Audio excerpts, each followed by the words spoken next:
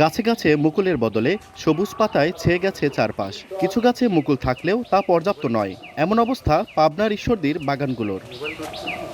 এই এলাকার প্রধান অর্থকরী ফসল লিচু। এখানে প্রতি বছর শুধু লিচু বিক্রি করে আয় প্রায় 450 থেকে 500 কোটি টাকা। তবে এবছরের চিত্র পুরোটাই ভিন্ন। লিচু চাষিরা বলছেন, বিগত কয়েক যুগ তারা এমন ফলন বিপর্যয়ের সম্মুখীন হননি। ফাল্গুন মাসের অর্ধমাস অতিক্রম হতে চললেও মানিকনগর, মিরকামারি, চর মিরকামারি, কদিমপাড়া ও আওতাপাড়া গ্রাম ঘুরে দেখা যায় হাজার হাজার বাগানের লিচুর গাছের মুকুলের পরিবর্তে নতুন পাতা গজিয়েছে। যে পাতা গজালে আর মুকুল আসে না, যে কারণে বাগানে সার, কীটনাশক ও মুকুলের জন্য ব্যবহৃত ওষুধ ব্যবহার করছেন না চাষিরা। তারা বলছেন, বাগানে 100 লিচু গাছ থাকলে সেখানে 20 থেকে সর্বোচ্চ 30টি গাছে মুকুল এসেছে।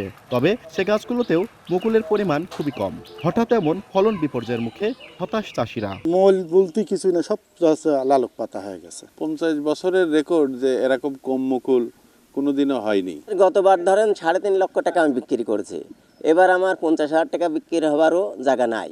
কৃষি কর্মকর্তার সঙ্গে সমন্বয় করে কৃষকের পাশে দাঁড়ানোর আশ্বাস উপজেলা প্রশাসনের। যেটুকু মুকুল আছে সেই মুকুল যেন সঠিকভাবে পরিচর্যা করে যেন আশানুরূপ ফলন তারা ঘরে তুলতে পারে, সেইভাবে আমাদের কার্যক্রম অব্যাহত রয়েছে। ঈশ্বরদীতে সাধারণত মুজাফফর বা দেশি লিচু, বোম্বাই ও চায়না 3 জাতের লিচু বেশি আবাদ হয়। এছাড়া বর্তমানে কদমি, কাঁঠালি, বেদানা, চায়না 1 ও চায়না 2 জাতের লিচুর বাগান হচ্ছে। সারা দেশে লিচু উৎপাদনের প্রায় 70% লিচু উৎপাদন হয় পাবনার ঈশ্বরদী থেকে। আর এ জেলায় মোট 3100 হেক্টর জমিতে লিচুর বাগান রয়েছে। মোট বাগান রয়েছে প্রায় 12,000। এছাড়া লিচুর গাছ রয়েছে প্রায় 5 লক্ষ। পাবনার ঈশ্বরদী লিচু বাগান থেকে সবুজ মোল্লা, সময় সংবাদ।